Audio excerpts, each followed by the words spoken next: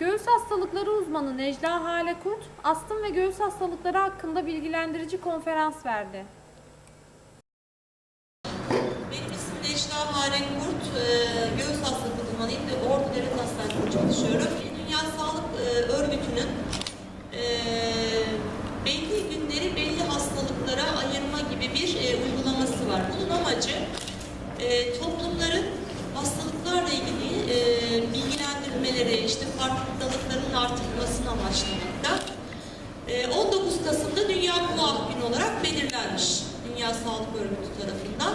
Şimdi akciğerde solunum yolunda tıkanıklık yapan iki tane esas hastalık vardır. Bunlardan birisi kuahtır, birisi astımdır.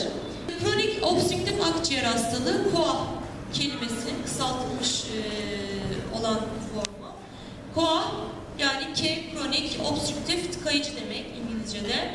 Akciğer hastalığı da Türkçe. Yani bu ne demek? Kronik yani müzmin yani uzun süreli geçmeyen akciğer tıkanıklığı hastalığı anlamına geliyor.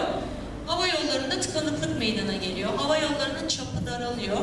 Daha sonra hava yollarının içerisinde balgam birikiminde artış oluyor.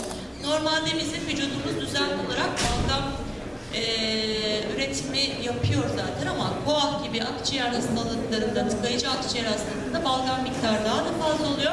Hem hava yolu daralmış oluyor hem de hava yolunun içerisindeki aşırı miktardaki salgılamadan dolayı